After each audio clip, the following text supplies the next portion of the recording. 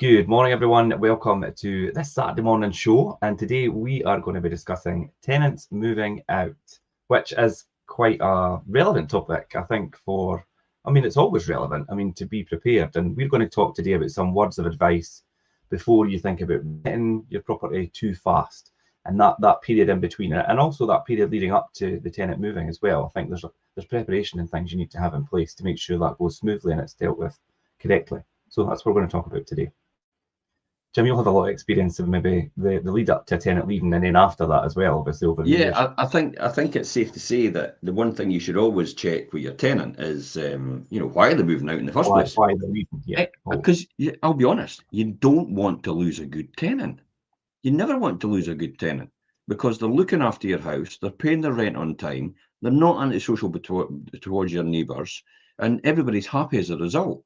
So it could be something just minute that the tenant's actually leaving for. It could just be something like you've maybe no fixed the bath tap, you've maybe forgotten about it. I mean, we're all only human at the end of the day, and if there's an expectation without anybody saying it, you've got to do certain things because I told you once and you've never done it. Then that could end up being the problem. It could be the rent's just maybe a wee bit too high for the tenant, and then bringing the rent back down by another £20 a month or something like that could make a fundamental difference to them staying. I mean, when you think about the logic of this, if it's just £20 a month and then a tenant moves out, and it's like you've got that void in between, which is literally. Well, look at £500, say your rent is, then effectively you've got divided by 20, you've got 25 months. It'll take you 2 years to get that £500 back. You could have compromised on bringing your rent down by 20 quid a month. I'd be interested to hear what the other people are saying. What about all the tenants groups up in arms? We're bringing the rent down for tenants. Yeah, no, they'll not be saying a word about that now, will they? They'll not be championing us as a result about that. That's a really good point, Jim, because like you say, for the sake of £20 a month, you're going to avoid that void period or the potential void period. You're not going to have all this reletting costs to re-advertise and reference somebody new, and all the time involved in that, whether you're doing that or whether you've got an agent that's doing that. It really does make sense, as you say, quite a lot. The commercial reality of it, it makes sense to maybe adjust that rental if that's the reason that they're going to be leaving. Tenants leave for all manner of reasons, and it could be maybe they're getting married, maybe they're needing new space, maybe they're relocating. Maybe a couple's went their separate ways and one of them can't continue with the tenancy. There's lots of different things, and that's fair enough, but you need to ascertain whether the reason is one of these, maybe one of these things, or whether it's something that you could resolve or should have been resolved. That's a very important point, and I think that's a good place to start as well. I think before it's a lot to do with it, Richard. Sorry, I know you're on your tracks and all the rest of it, but I feel we need to get this clear. It's maybe a lot. It's maybe a lot to do with the person they're interacting with. I mean, I hate to say it, but it might just be the letting agent. It's causing the problem between the tenant and the landlord. It doesn't happen all the time, every single time, but on very few occasions, it might be something as simple as that. I've had that in the past where I had previous letting agents managing my property when I tried to educate them, and the tenant moved out after 9 months, and I'm like, why are you moving out? And I actually physically went round to see them because I wasn't really involved in it, and it wasn't our company, it was managing it. It was a big corporate company, blue logo, by the way, or mauve blue logo, if that gives you an idea about who that is, a man's name. But the reality was, when I sat down with them and actually said, why are you moving out? And they were talking about the bath not getting repaired and stuff like that. I was like, but I gave authorization for that 9 months. You were actually sitting next to them when they were on the phone, because I remember them phoning me, and I was thinking, that's a bit weird. They're phoning me there and then with the tenant sitting next to you. And I just went, yeah, go ahead and change the bath. And then lo and behold, 9 months later, they move out because it's not getting changed. Wasn't my fault, and they clearly knew that after that, so I had to make that clear. So that's why the tenant moved out, and I would have still had that tenant for a long time after that, and I would have avoided a void. I would have avoided another fee for the letting agent, and I would have avoided all the costs of going in and out as well. So these are, really get down to the nitty gritty of why the tenant's moving. It's clearly what you say there, though.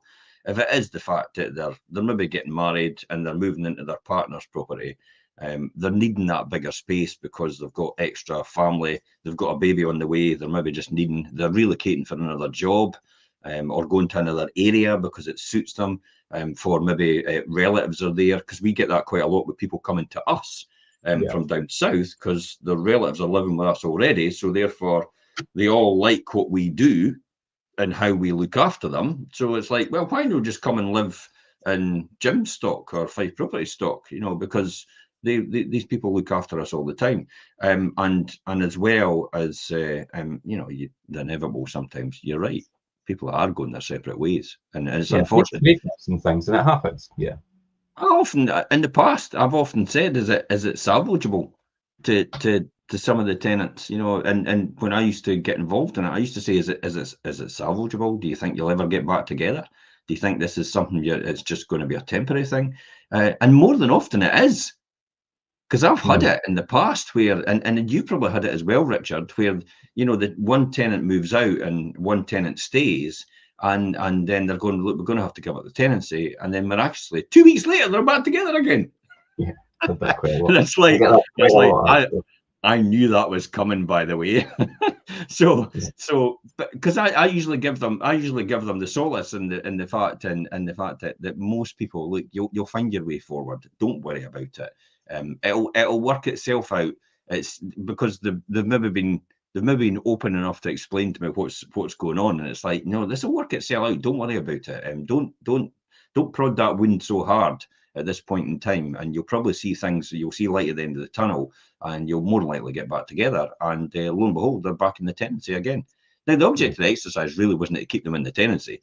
The object of the exercise was to make sure they were actually making the right decision for themselves and for their future. Because I've seen so many relationships, and we're getting into wealth creation stuff, but let's do that. I've seen so many relationships break up just for something so simple and so petty. And people just won't see their way forward because that's not the way they've grown up. That's not the examples they've seen and by the peers that have been round about them at that time, and the people round about them themselves, encouraging them are like, you'll be better off without them, or better off without her. And it's there's more fish in the sea, and it's like, no, there's no. and trying untested waters isn't the way forward, especially if you found the right person for you. So, we could talk about tenants moving out and all the rest of it, but really we are dealing with people's lives, and it is important to realise that. So we can put it in a clinical form in this format, and you could read this article as well on this post. There's a lot more to it than just a tenant moving out. You could delve deeper into the subject and a lot more detail, like you say. But yeah, in terms of your tenant moving out, if your tenant does decide, and that's the decision's made, and they are moving out, and we spoke about the void period there, Jim. I mean, before you really rush to try and replace somebody on the same day, the changeover, and have that minimum void period, which is great, obviously, it's worth maybe having a wee step back, especially if you've had a tenant in for a long time, and maybe see if your rental has unlocked potential that you've maybe overlooked. Improvements and upgrades are far easier to carry out when the property is empty, and getting them right means you could then target high paying tenants in the area for the type of property that you've got. So, and there's a lot of other things involved as well. So today, or this morning, should I say, we're going to look around a few topics, and preparing for your tenant exit is one. Examining your property's full rental potential as another. Elevating the interior. Crafting maybe the outdoor space. We touched on that last week as well, actually, Jim, or the week before, sorry. And getting ready for your next tenant, and making sure everything's in place for the new tenancy starting. And who knows, a short empty period between tenancies could just be what your property needs, and that could immediately boost your income for the years ahead, and give you that extra, and I'm going to say it, profit. Yeah, you don't know what you don't know, Richard, do you? And with you obviously being a good advisor on that, it's no easy for me to know what the current rental values are of properties. So I've often just thought, well, because I've had them for so long, and I've had lifetime mortgages at fixed rates, sometimes at base plus 1%. It's been okay for me because it's been interest only as well. And while I've never fully remortgaged quite a lot of the times, the finance cost has been very, very low. So therefore, I'm like, yeah, I'm okay. I'm making a reasonable return. And I sometimes forget when it comes to the relet. It's like, you know, it's maybe been about 10 years that tenant's been in the property, and I've never increased the rent. Note to Patrick Harvey. And I will increase the rent as a result of Patrick Harvey's legislation because of that. I've never increased the rent for 10 years. Then when it comes to relet, it's like, well, wait a minute. I can get an extra £100 a month. I know we've been reletting for years recently, Jim, and you were like, "What? We're getting what for this now?" Yeah.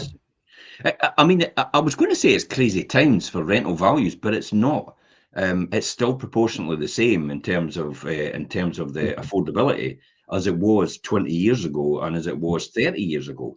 Because salaries have moved up as a result. There's no doubt about it. Salaries, and I'm not arguing about it because somebody go, "Oh, my salaries never moved up." It's like they didn't talk like that, by the way. It's just me.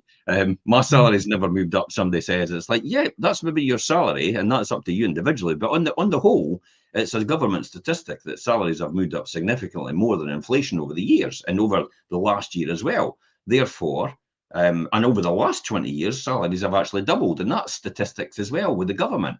So we can't sit there and say, no, they've no. Well, they've maybe no for you individually, but on the whole, for everybody else, salaries have doubled in the last 20 years. So therefore, what happens is it has to keep up with everything, and the cost of living has to keep up, and inflationary prices move up, because as you pump more money into the economy with salaries increasing, therefore supply and demand and prices move up for that reason, and that's why inflationary pressure gets put on. So therefore, that's why rents will have to go up, because we'll have to pay for contractors who are not going to accept the price that we paid them 20 years ago. We'll have to pay for utilities because the place is void now, and we've got a void, and we've got to pay for the gas and electricity. We are not going to pay the price we paid 20 years ago for utilities. We're going to have to pay for council tax. We don't get away with, exemptions. The exemptions we used to get away with, we're having empty properties. We have to pay for council tax as well. So all this has to get paid for, and then we're going to have to pay for other things in between. And then we're going to have to pay for new inventories. We're going to have to pay for a refurb. We're going to have, all these different things come into play.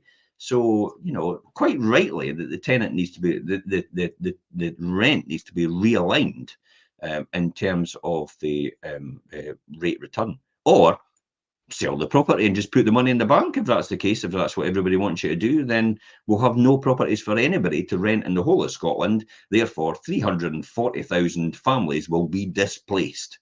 Yeah. And I think you use that word realign, Jim, and I think that's the correct word for it. Because if you've had a long-term tenant, never done a rent increase, and you're at this stage where the tenant's leaving, then you're realigning the rent in line with the current market. Then instead of using the word increase, which of course it more than likely is, but a realignment's the correct word for that, to really explain what you're actually doing with the rent, because it is in line with what the market is at the moment. So firstly, preparing it for your tenant to exit the property. Now, if you've not been making regular visits to your rental property, if your tenant gives you notice, arrange one as soon as you can, as soon as they give notice, so that you can explore the opportunities to then see how the property is and potential improvements that you need to make. Now, I'm going to run through a couple of things here, and people watching who are familiar with lettings might think, well, this is pretty standard, but it's not always. And I do that sometimes. I need to step back and think, right, okay, not everybody knows as much as what I know, because sometimes you expect people to just know these things and they don't. And first off, if your tenant's saying they're going to leave, get the tenant's notice and moving out date in writing from them. If they've chosen to leave, you need to get it in writing from them, whether that's an email, or some people still write a letter. That's fine, and then reply to them and confirm when the tenancy will actually come to an end, and whether there are any more rental payments due up until that date. Let me tell you why this is so important. I've seen it recently on one of the UK Landlords Forum on Facebook. And somebody actually said that my tenant's moving out, they're giving me notice, they're moving out. Now they've decided to withdraw the notice. Where do I stand? And the notice isn't in writing. So therefore, the notice never existed in the first place. Prove it. Yeah, exactly. And the key was they were actually relieved to a certain degree, because they said they could realign the rent because they'd been in there for a lot of years, and the tenant was a wee bit problematic, and they were having a wee bit of issues with them. So they were quite happy they were moving out. And lo and behold, nothing in writing, so therefore the tenant could just change their mind, and they've got no recourse. Yeah. Yeah, and it's very important to get that in writing and then respond to them in acknowledgement and confirm the dates and things as well. It's also important to remind the tenant that they need to return the property as clean as when they moved in. Now, obviously, if the tenant's been in there long term, it's not going to be returned exactly the way it was, wear and tear and things. But in terms of cleanliness, it should be to the level that was provided to them. I think you find that offering them maybe if the option of a cleaning firm, or if you've got contractors and things, offer that to them if they want maybe somebody to come and clean the carpets, or just to do a general once over clean if they're really busy and they've got things to do. And then that resolves that fact, because when you get to the point of doing an inspection at the end when they move out and it's not clean, then they're going to have to hire somebody, you're going to have to hire somebody, and you're back and forward. Try and get that hashed out beforehand. It's a big bone of contention, isn't it, when it comes to the end of the tenancy, about what the level of a tenant's cleanliness is and exit compared to the level of the landlord. So there is often, I mean, the landlord, let's look at it in hire car principles. The landlord is like, I've given you a brand new car right out the showroom, and 5 years later, I'm wanting you to hand me back a brand new car right out the showroom. And it's like, no, it doesn't work like that, Mr. Landlord or Mrs. Landlord.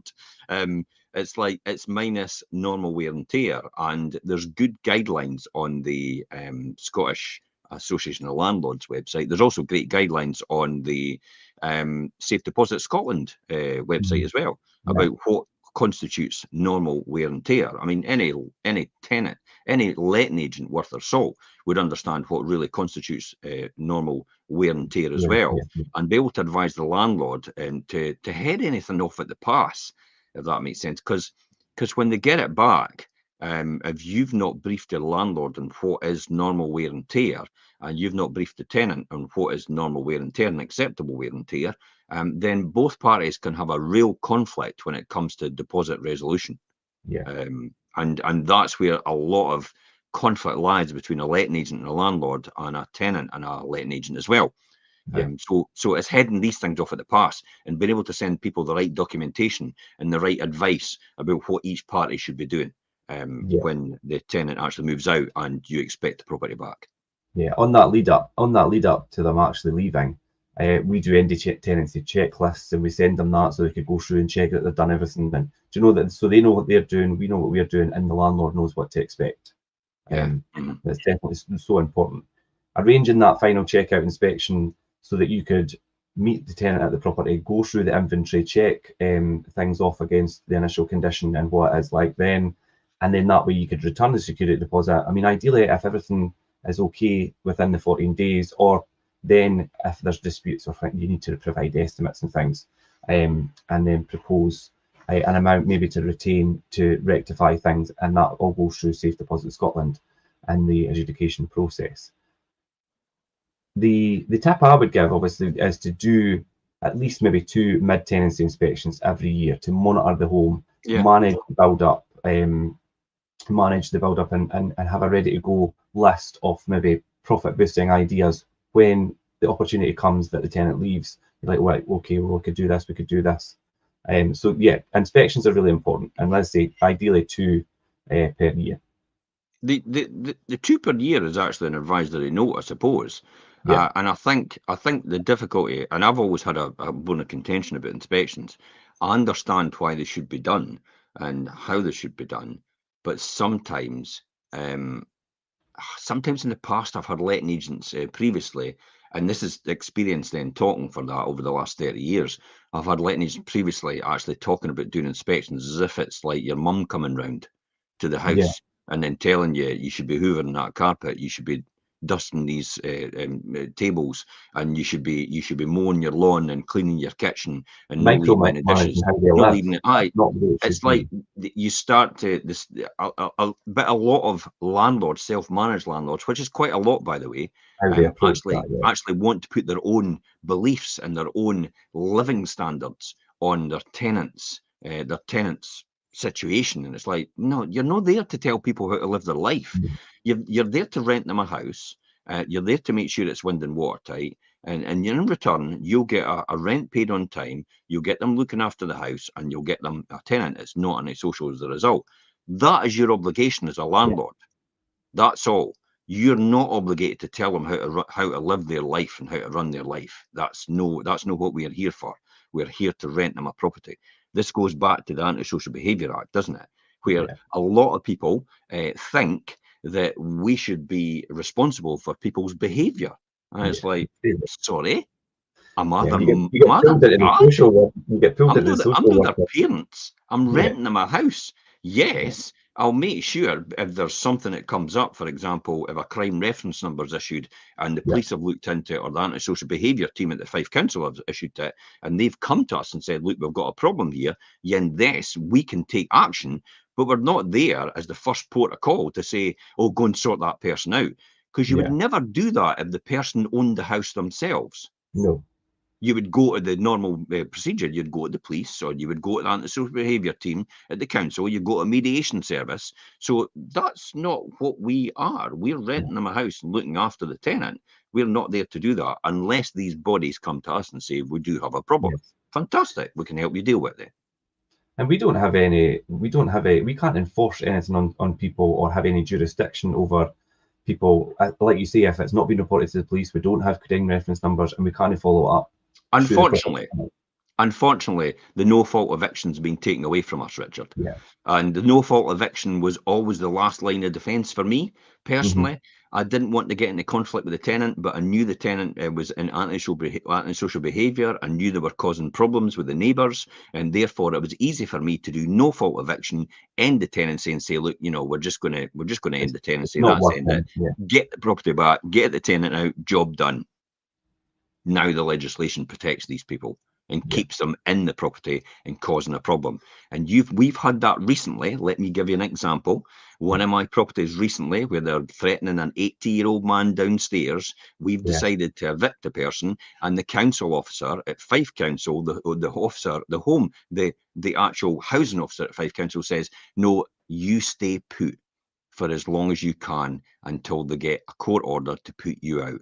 Sorry, this person's got a crime reference number against them. The police have actually issued it for threatening an 80-year-old man downstairs, and the council's telling them to stay put. The world's gone mad, Richard. The date was passed. It was actually meant to be yesterday, but it didn't transpire the way it was supposed to. And we've actually got council told them, advised them to stay there. We've got 4 crime reference numbers for the incidents that this tenant has. Now, we didn't put this tenant in. We took this property over, Jimmy. So we didn't put this tenant in, and it's been a challenge, but we'll get there. Sadly, I've inherited quite a few properties from other landlords who don't run their shop as tight as we do. Therefore, it really comes down to a period of a cleansing process in order to sort out all the problematic tenants. And actually, no, sorry, you'll have to move on. It's as simple as that. If you're not going to behave, you're not going to look after the property, you're not going to pay your rent on time, you're not going to play your part as you should play as normal tenant duties, then you shouldn't be staying with us at all then, if that's the case. But no matter how bad the situation is, we still have to go through a process in order to do that, as you say, with the legislation. So, So that's a lot of good tips here. And let's talk about examining the actual rental potential, Jim.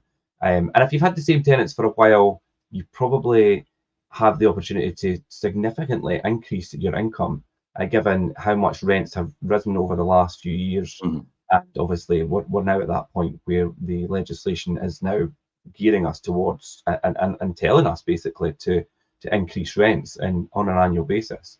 So before you remarket your property, take a moment to see if you can reposition its place in the market and attract maybe more affluent tenants and a higher rent. Yeah, I kind of chuckled in myself the other now that exactly how you said that. I would never thought I'd hear the day where we would hear that the government put legislation in place which told us we should be increasing our rents every year. Sorry? And that was the Minister for Tenants that put that legislation in place? That makes no sense to me at all. So they've ruined it. They've ruined it completely, and it'll never go back. It's like the smoking ban. At pubs, it's like people used to smoke in the pubs, quite rightly so. They've gone outside now because everybody else's health. But it's the same situation now. It's like it's just taught every single landlord in Scotland to increase their rents, and it's probably taught all the landlords down south as well. It's like maybe I should be increasing my rents every year now, because there's an expectation overall. So I think rents will go up proportionally more than they've ever gone before. They've ever gone up before because of this legislation. It will definitely push things in that direction, without a doubt, I think. So before we remarket the property, then what sort of things can we reposition to make it more attractive for affluent tenants? So if you've got a managing agent, speak to them. Speak to your letting agent about the other top performing homes and similar homes in the area, whether that's new lets or whether they've done recent rent reviews on properties similar to yours, and see where their rental value lies and how your property compares to them, and see if you could bring it up in line with these top performing properties in the area. Otherwise, if you're running everything yourself, set some time aside to maybe have a look around the local agents, check the portals, look at listings and comparable properties yourself. You might not know how to do that. That's the beauty of having an agent that knows what they're doing and knows the local market as well. So if you don't have one and you're not sure how to do that, speak to your local agent. And they will tell you what the right market rent is for your property.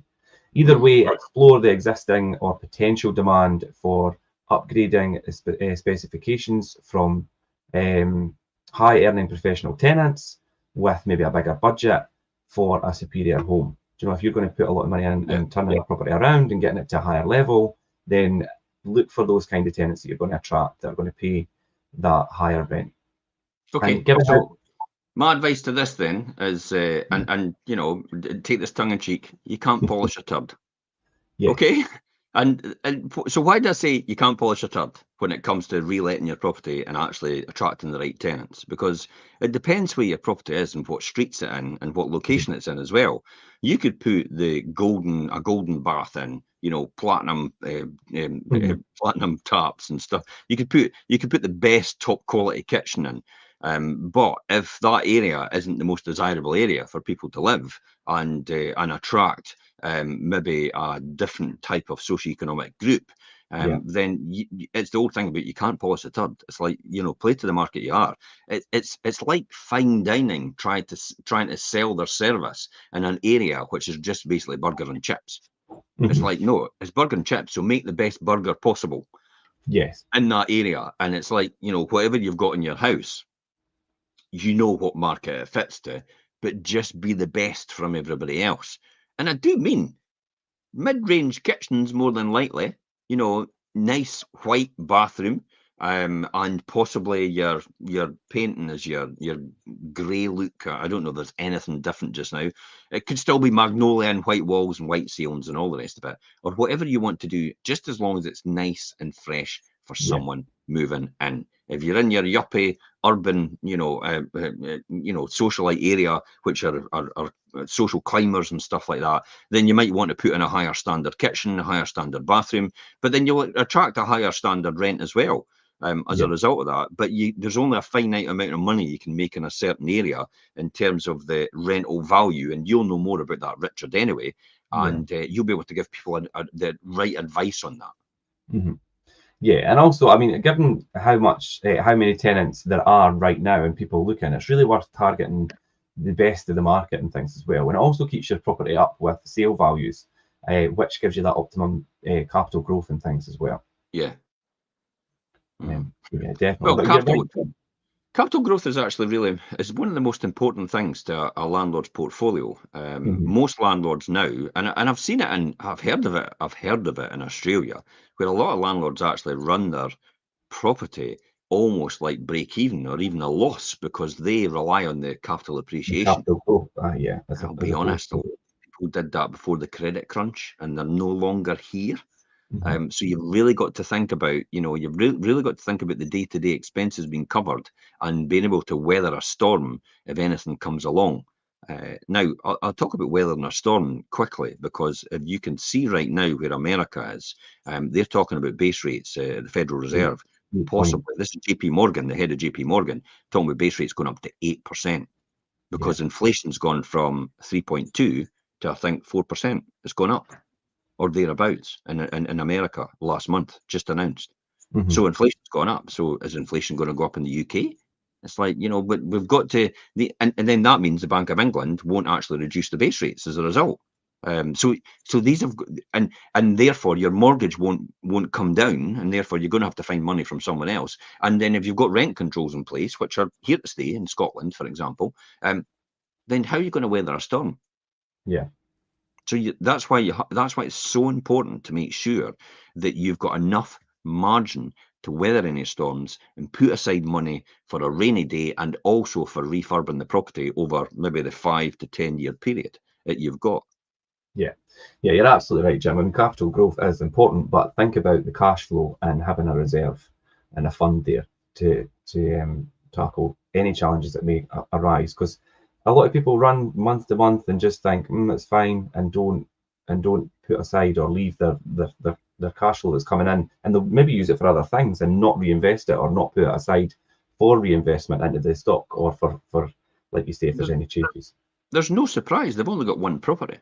Yeah. I mean, in Scotland, and I imagine the demographics probably the same in England, just at a bigger scale, only 94% have one property of landlords in Scotland, and 5% have two properties. There's only 1% have three or more. So your mass market of landlords only have one property. So why would they take so much time and invest in keeping in on the numbers and making sure the rent's at the right level and looking at the capital appreciation? They don't. But then it's funny. Well, I wouldn't say it's funny, because that's not the right word, because it isn't. Oh, it's funny. No. It's not funny. It's intriguing. Yeah. As to, we talk about this quite a lot in the Wealth Creation Show, about the 95% group and the 5% group. Now, the 95% will work for someone else, or they'll work till they die, or they'll retire on 2/3 of what they couldn't afford to live on in the first place. That's the 95% group. Hopefully, you're not in that if you're listening to this and tuning in. The 5% group, will 4% of that these people will be financially free, and 1% will be super rich as a result in wealth. Now, it's interesting. 94% of landlords, 94, 95, only have one property. Yeah. That's quite interesting. And I think there's a strong correlation between 94% of landlords and 95% of people that will will retire on 2/3 of what they couldn't afford to live in the first place, probably work till they die, or die before they get there, and and will work for, you know, what will not be able to retire as a result. These are all different things that you've got to think about, and the wealth creation as a result of that. So that's quite an interesting thing to say. That I've just picked up on that now. 94% of landlords, 95%. That's quite an interesting. And I think that's probably true. Yeah. Because you ask most landlords that have one property, it's like, just keep it in. It's just for a wee nest egg when we retire. And it's like, so what are you doing with it? And what's your rent? Oh, well, we're not really bothered that much about the rent level. All right, okay. So what is your rent? And it's something like half of what half of what it should be. It's like, so how do you afford to do any refurbs or improvements for your tenant? What? Sorry? Refurbs or improvements? What's that? Yeah. Well, or you'll how long you had the property, and how long's the kitchen been there? Oh, the kitchen's been there for about 20 years. All right, okay. Is it not a bit run down by now? Should you not be replacing it?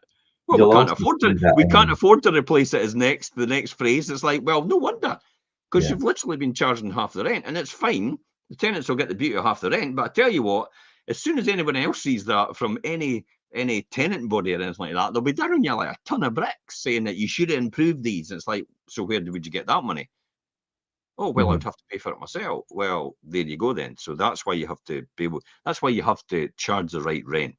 Yeah, and you'll also see in these types of situations where they'll have maybe somebody they know, a friend or a family member that's in there, and they've been in there since the beginning, and it's just and it's a wee bit. It's all just kind of lackadaisical, and there's not really any great urgency to really address anything like that, or even knowledge to do that. So this is quite interesting, because you've got one at Kidd Street just now for me. The tenants moved out. It's one I inherited off another landlord. The place is a bomb site, and you've been round to see it. You've been round to see it, so it's quite interesting. We're going to talk about the interior now, about whether you own the studio flat or the family house, a foolproof plan of getting the market-leading rent for the top tier of tenants is to offer a home that feels current, comfortable, and crisp. So what's your advice on this? Bearing in mind that most of our properties and most of our stock, I mean, we've got the East Nuke properties. You put one in the Giles the other night. We've got properties over in St Andrews. We've also got properties in Cooper, but we've also got properties in Levenmouth and Methil and Buckhaven and Glenrothes and Kirkcaldy that we manage as well. So they've all got their different demographics of how they appeal to. So bearing in mind all that, you know, what sort of advice would you be giving to landlords and probably even letting agents that have not got a clue what they're doing about what they should be doing about the interior? Yeah. So look around your property, see if there's anything that you need to improve, something that'll appeal, and will increase the value as well. And you just give yourself a bit of a checklist, and this is where you could go through and look at things like removing scuffs and, you know, take things off that with maybe you get these magic erasers and things and that, and reinvigorate the walls and the woodwork so that I think you used crisp there, Jim. That was a brilliant word. If you walk in and feel like something's crisp and fresh in a property, that's really what you want. Or if it's time to redecorate a whole property, then use really a high quality washable paint or emulsion, and maybe like a warm white colour, or as we see people are doing this off grey colour. It does pay dividends to do that, doesn't it? Yeah, to have that fresh, crisp feeling to walk in a property, it makes all the difference to what you can achieve for rental value and how people perceive it when they walk in to do a viewing. If you need to replace taps and basins, shower trays, baths, if they're really dated, do that in between tenancies when you've got that opportunity. Do you know, if they're damaged and things, and you will really need to do that anyway. If they've got a lot of line scale and really they're needing that clean, then replace them. Do you know, if they're old things, if they have that sparkle, it really sells the property to a tenant and will really achieve that higher rent as well. Sparkle and smell sells every single time. Definitely. If somebody comes into your house and you see the stainless steel with no stains on it, because stainless steel is renowned for getting stains on it, use a bit of baby oil, by the way, on a bit of kitchen roll, and just wipe a film of baby oil over your stainless steel, and it takes all the staining out of it, and it looks nice and clean and crisp. And you also get the smell of the baby oil, and who doesn't like the smell of baby oil? It's like, it reminds you of young and youth and all the rest of it. And that's what will remind people when they walk in the door. It's the smells that make the difference to them. It's they immediately say to themselves, is it something I can live in? Immediately. And if the answer to that is yes, then you'll get a lot of people after your property. And the same premise applies to, we spoke about it last week in the sales show about walking into a property and being greeted by smells and relevant to the season and all the rest of it. And it's the same with a rental property. You need to walk in and get that feeling of, this has just been freshly decorated, or, do you know, and like you say, the sparkle of stainless steel and things. It all really sells it to tenants, definitely. If you've got white goods and things in a property and you maybe got space, do you know, we spoke about dishwashers in the past, and dishwashers are no more, they used to be a luxury, and some people expect them now. So if you're doing fully furnished, maybe add a dishwasher in. It can maybe just give that extra sellable point to somebody that they become smelly as well. So I would advise, my advice to this is straight away, if you've got a dishwasher or you've got a fridge and a freezer, and you've no longer got them on, don't leave the door closed. Open the door and let them air. Even though they stink to high heaven just now, just do it, because and just, you know, everybody's got secondary locks more than likely on the double glazing now. So you can just leave it on a secondary lock and just leave the airflow as well. So over a period of time, all the bacteria dies off, because obviously it's got nothing to breed in anymore. That's clean and open to the air. It's getting all the fresh air, and there's no longer any opportunities for them to increase the temperature in order to breed in the bacteria. Therefore, it all dies off, and therefore all the smells disappear as a result. That's exactly why you've got smells. It's all the bacteria that causes the problem. So if you do that, you've got rid of all these smells, and especially on washing machines as well. Just open the door, because God forbid if you're taking a tenant round and they open the washing machine and the door, and they get a waft that's like straight in the chops of this smell, and it's like, oh my goodness, you've just ruined every opportunity just because you didn't leave the door open on the washing machine. Yeah, definitely. Appliances can be a really off-putting thing if they're not clean and they've been left. So yeah, be careful of that. chipped laminate flooring, I mean, swap that out if it's chipped laminate flooring, put in some engineered wooden or timber flooring if that's what you want to have there. Take away or replace thread-bearing carpets. That's a really off-putting thing. Switch up dated looking, maybe wobbly handles and things as well. That's all things, if they go to open cupboards and doors and the handles are wobbly, it just doesn't give you the right feeling and it's very off-putting. Also, another thing. Sometimes before you go into that next one, Richard, in your advice, which is extremely helpful so far, sometimes when I've got chipped laminate flooring, the best thing to do out of that, it's actually a nice flat flooring, and it doesn't look the bonniest now because it's maybe worn out, because maybe the laminate flooring put down in the beginning had a transfer on it, so you know how it gets worn out at certain bits in the room, and it gets highlighted. Maybe just consider putting a carpet right on top of it. It's a good base. Because it's a good base on it already. Because if you then rip up the laminate flooring, you then realise it's maybe the old floorboards, and you think, God, I'll have to put underfloor down now before I actually put this on, and I'll have to sort out and it's like, whoa, wait a minute, but the laminate flooring was sorting all. So, but wait a minute, you'll have to take your door off just to shave a bit off the door, but that's okay. Because then you've got your carpet on top, which makes it easier. But then you've got a fair amount of insulation as well, which is quite good. So you've got the carpet, then you've got the laminate floor, and then you've got the floorboards, which is actually really good as well as a result. So definitely, it is a top tip.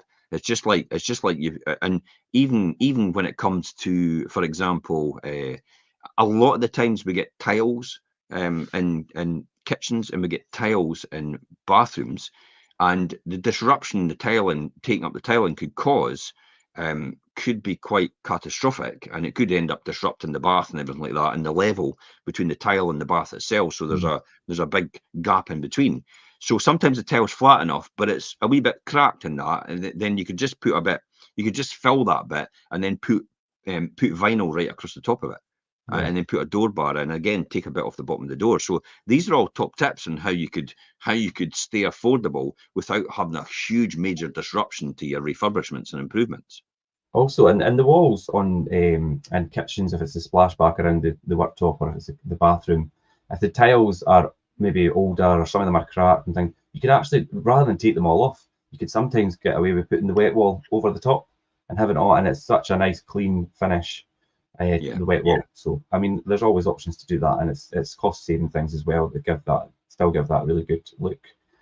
Storage in a rental property or any property really is important, and if you've got a property that's lacking storage and you've got a time where you can maybe look at adding extra storage in a property, it's always good to do that if you can. And I mean, that could be anything to maybe even adding a cabinet into the bathroom or extra kitchen cupboard shelves, or something that's going to give that easy essential storage.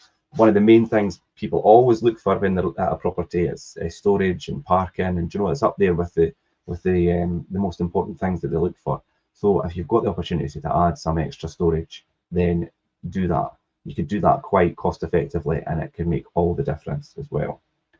And I think really with some regular appraisals to identify where you could increase the level of style, convenience, and the quality of the property, your property will always be in demand and stay at the top of the rental market. Definitely. It's interesting. I got somebody say the other now that, what happens if you put all that levels of flooring down, and then you'll have to take it all up if your plumber needs into something? Well, not saying. But the reality is, your plumber's still going to have to take it all up anyway in the beginning. So you're going to have to do it twice then if that's the case. So you just put the other layer on top of it, and then they're going to have to bring it up anyway if you're going to leave it as it is and then put it back on. So they're going to do it twice. So you're only going to do it once next time round if you just do what I've said. So it's all about thinking about the planning in terms of how that would work ergonomically and how that would work efficiently and how that would get a better yield as a result of what you're doing. What if you've got water ingress and coming in? Well, if you've got water ingress, you would obviously sort that out before you do anything in the first place. So these are all things to think about with your interior. So it's not just about taking a quick fix and just plasterboarding it over and hoping it'll go away. No, it's always going to be there. It's not to say that it's always the right answer. And I think maybe with the laminate flooring one, if it's an older property, there's laminate floor down. 30 years of me as a landlord tells me it's more than likely the right answer. It's experience and expertise. And one of the biggest landlords in Scotland, if not the UK, tells me straight away that's how you do it efficiently and cost effectively. I think I think that when you've got, like I say, if it's an older property and floorboards are older and you've got that laminate flooring on top, why bring it up? Because, like you say, you're going to have to repair the floor before you put a carpet down. So, yeah, and I know you're only, and you speak for experience, Jim. I know that. So, anyway, so let's look at crafting your outdoor space and having that outdoor escape. The two qualities that will get you the best rental return on the garden, or even if you've got a small balcony area at your rental property, are usable and easily maintained areas for outside space. So let's explore that a little bit. And this is one of the biggest bones of contention about most neighbours, isn't it? About the fact that their next door neighbour isn't looking after their garden. And it's like, and I'll be honest and flippant about my answer, is people in glass houses shouldn't throw stones. Yeah. And hopefully other people understand that and go on about that. Oh, they're not keeping their garden. It's like, okay, but if they weren't a tenant and they weren't keeping their garden was still exactly the same, would you be going on about it? You probably wouldn't be going on about it as much, but this comes back to the whole thing about, oh, I can have a go at a letting agent for this, or I can have a go at a landlord for this. Yeah. But you can only do what you need to do within the reasons. It's like, just because their grass isn't 1 inch below 1 inch from the actual ground, it doesn't mean to say they're a bad tenant, and doesn't mean to say they're not looking after their property. That's just your level of standard. Mm-hmm. So give them a break and leave them alone. Yeah, definitely. But I mean, with that being said, I think fixing collapsing fences and walls and things that may be a hazard, maybe for a hazard for children and things, to see untidy gardens with damaged walls and fences and things can be quite off-putting for anyone who wants to maybe spend time outside in a property when they're looking to take it on for the tenancy on and use that outside space. So have it looking nice and tidy, and low maintenance is quite important as well. If there's prune unruly hedges and trees if they're needing done, remove weeds and dead plants, and cut the grass back, and we were talking about this last week as well, jet washing patios and paving, make it all clean and tidy for indeed relisting, and then giving that feel of easy maintenance and usage for a new tenant. This comes back a lot to how you would expect a tenant to look after your property is how you've given the property to the tenant. So if you've not jet washed anything and you've not made sure the garden's perfect before they move in, or cut the grass or anything like that, if you've not made sure the fences are sorted out, if you've not made sure the interior's exactly how you would want it yourself, then how on earth do you expect the tenant to actually look after your property?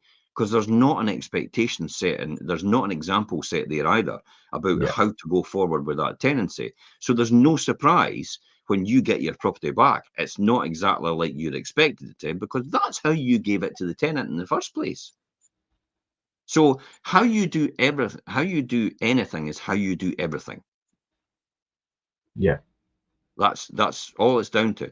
And that's what people see, and that's what a tenant sees as well. So if you give them a rundown property, more than likely they're going to treat it like that, and they're going to act like that themselves. If you give them a pristine property in top quality condition, and you present them with an inventory report which they sign as a result of it, and you've done your reference checks for them as well, and you've also qualified them as well to make sure they're appropriate to live in the property as a result of that, because after all, you're giving them more or less your biggest asset outside of your house to use for barely a deposit per month, a deposit of a month's rent, and you're giving them £100,000 property for a deposit of a month's rent, and they've got security of tenure as a result with the legislation that's in place just now, then why would you not want to hardball someone before they moved in?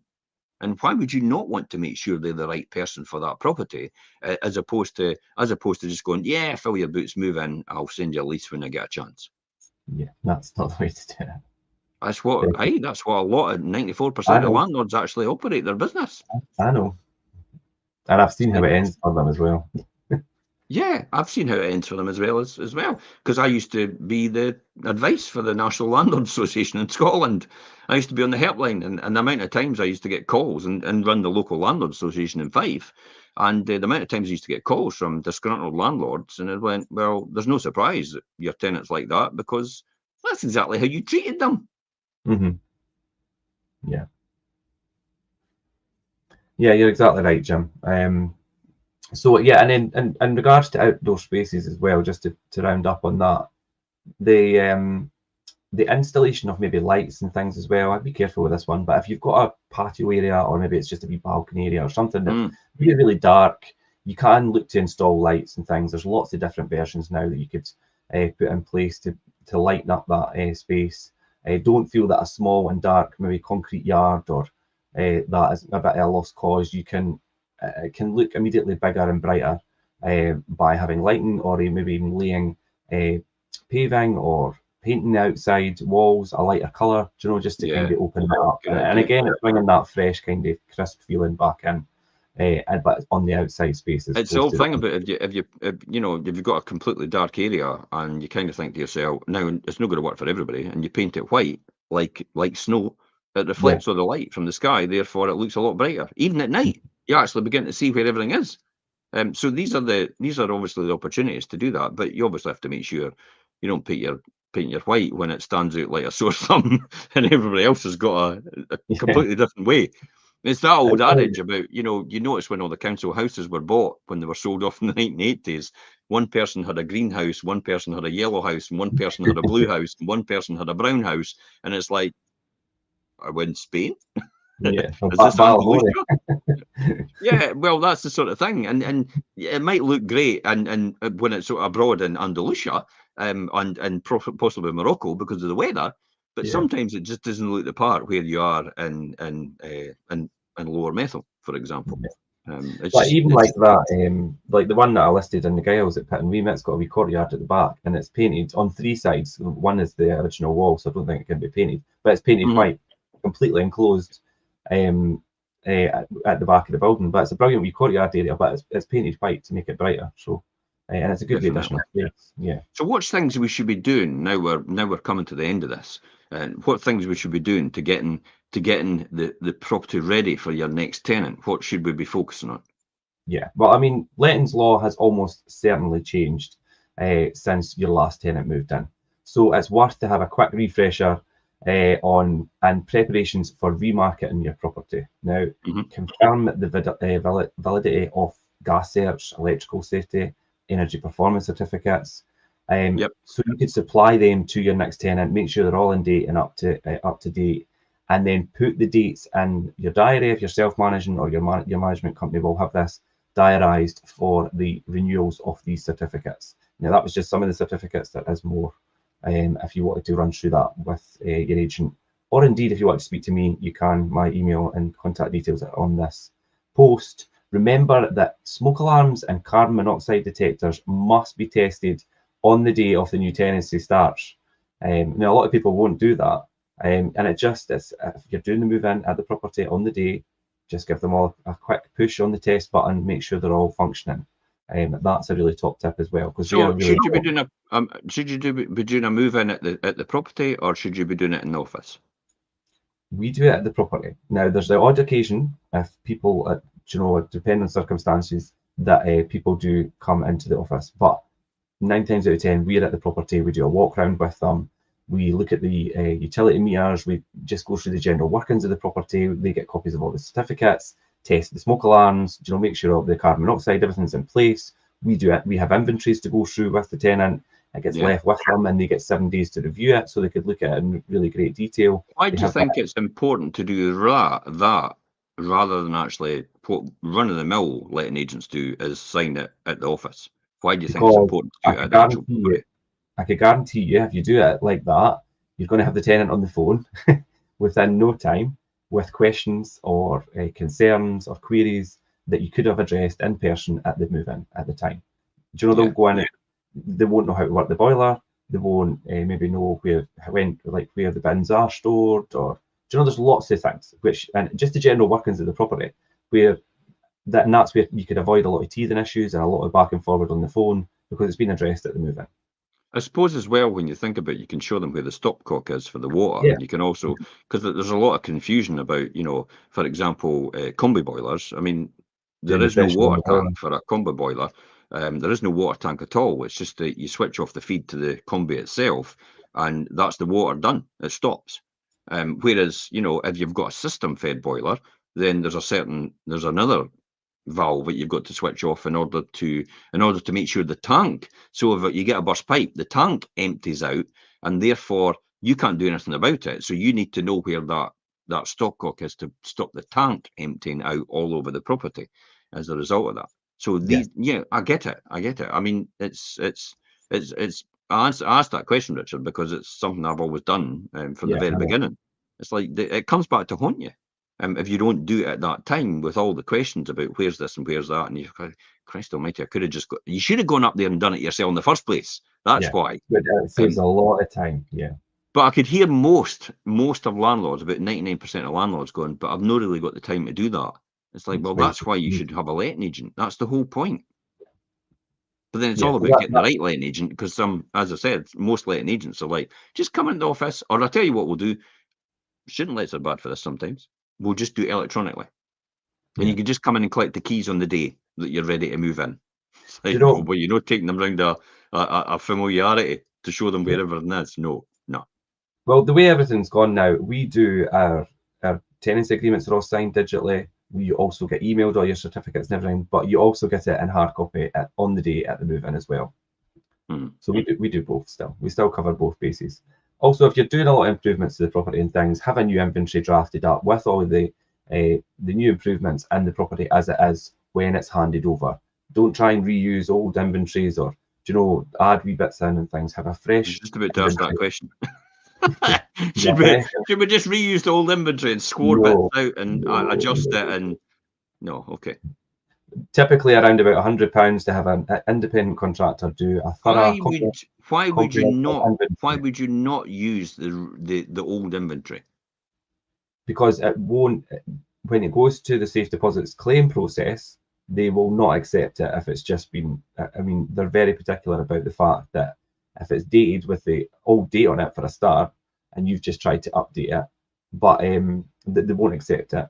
And also, it needs to be issued the day or 2 days, probably at the most, prior to the tenancy start date. That needs to be completed, and then the tenant obviously gets to review that. You don't want to have discrepancies about this was from the previous tenancy, and have a fresh. And for around about £100 cost, it far outweighs the cost that you could incur or lose out on if the property is not handed back the way it should be at the end, and you've not got the right evidence to claim against it. Yeah, because effectively, if somebody's paying for example, on a tenancy, £900 deposit up front, then you're then taking a huge risk, and then you're also taking a huge risk as well about the fact that if it's very rarely this happens, but if the property does get damaged way beyond what the deposit was, then you've got no recourse against it through the courts. If you're trying to recover any costs for any damages, but they're done beyond that. Because you've got no evidence to suggest what it was like in the beginning. This brings me back to the old. I mean, when I first started as a landlord, I remember someone standing up from a legal. It might have been Andrew Cowan standing up and talking about it from TC Young and the solicitors, and he said to me, he said there was a case where someone had moved into a new build property. And the new build property was obviously kitted out with exactly what it was: magnolia walls, white skirtings and facing ceilings and all the rest of it, and the beige carpets. That's how the new build property was done. And this person went, okay, that's fine. In you go, move in. And then when it came to the end, the carpets weren't damaged or anything, but the walls were blue. The whole house was blue. And the landlord said, well, I'm keeping your deposit. And they went, well, you're not keeping my deposit. Because it was like that when I moved in. He went, that's rubbish. You knew fine, because that's not what they used as the standard to finish. And the tenants, the solicitor said, what proof have you got to suggest it wasn't like that when you moved in? Job done. Couldn't prove it at all, even though, and the whole place was painted blue. and they couldn't have any recourse at all. And as you know how ridiculous much as that you sounds, know how much more money it would cost to rectify that, way beyond what the deposit was, and they had to return the deposit back to the tenant. I mean, that's a sore one. And then they had no recourse through the court as a result of that. That's why for £100 or so to get the tenancy and to get the proper inventory done in the beginning by an independent verified inspector who does a belts and braces assessment of the property before they move in is essential in that situation. Yeah, it really is. And it just safeguards you in all aspects when you get to that end point, if need be.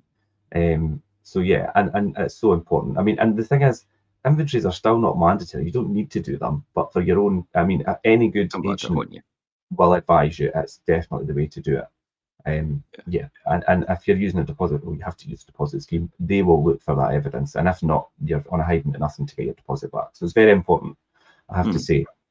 Finally, I think really we talk about doing checks and things. It's really good practice to make sure that everything actually works in the property. Do you know, if you've got appliances in the kitchen, make sure they work. Make sure the extractor in the bathroom works. Make sure your cooker hood's extractor or your fan in the kitchen works. The boiler's working. Fire it up. Make sure it's running through. The radiators are heating up. Your taps are running. The locks on the doors. All the light bulbs are in and working. And it really will just set you up for a really perfect new start, and it will avoid all those phone calls for initial teething issues and things as well, because you will incur them if it doesn't set you off to a good start if that happens, does it? It doesn't. Because then there's a perception there, like I always say, the old adage about going to see a used car. If there's one fault, there's usually two faults you can't see, and it's the same impression that a tenant will get. If there's one thing wrong with this property, then there's probably another couple of things wrong that I can't see. And then the next thing, what happens is some people then go on a wee witch hunt to find out more problems with the property, because you've now given them license to do that. And the fact that you've not done it with a couple of things already, so then they go, well, what else is problematic? Yeah, definitely does. So you're right. You're setting yourself up to fail. Yeah. So I think really to round it up, obviously we've covered quite a lot there, and I think if your tenants are moving out, now is really the time to think about the future of your rental property and whether you could boost its performance, its profitability, and both for extra rent today and obviously for its future capital growth, as we explained as well, and give you that continual the cash flow and things as well, like you said, Jim, for reinvestment and making for a healthy buy-to-let portfolio, or even if you've just got that one property, you really do need to think about it. And if you do want any advice or have any questions, my email is attached to the blog on this post. Feel free to touch base with me. I'd be happy to answer any questions anybody has. And that's me. Wealth Creation Show, what we're going to be talking about, happiness and prosperity then. We're doing part two. Yeah, we're doing part two of our 3-part mini-series within the Wealth Creation Show. Happiness and prosperity as part two we're doing on Monday at 12:30. So what's the main subject going to be talking about? Because we're doing part two. So the part one the week before was all about some subject. So part two is all about what's this week? I'll just tell you now. Actually, it's so put me on the spot now. I can't remember. It's so we're on episode 118. Of the Wealth Creation Show, and we are doing part two of happiness and prosperity, and it is it's what the definition of actually happiness and a happy and prosperous person is. So what is the definition of a happy and prosperous person is what part two is.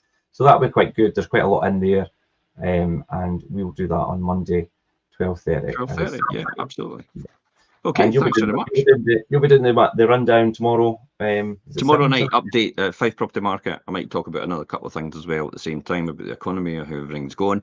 It's funny enough. What I'd seen was the bank, the government's actually admitted their economic forecasting models are grossly out of date, and they're struggling actually predicting what's going on with the economy.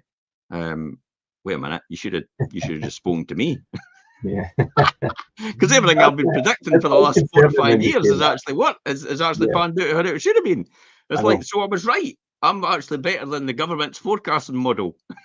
Do you know, it's crazy when you think of that, and that they're admitting that, and then if you were to watch back our shows and the Yeah. predictions that you've made, This is what's going to happen next. yeah. This is what's happening next. This is what will probably happen next. And it's like, yeah, okay, we knew that was happening. Good job. We've got it on film. So okay, thanks very much, Richard. I've fairly enjoyed that today. We've got a lot of really good insight into until next time, guys. It's have a fantastic day and a fantastic weekend. Bye bye for now. Have a good weekend. Thanks. Bye.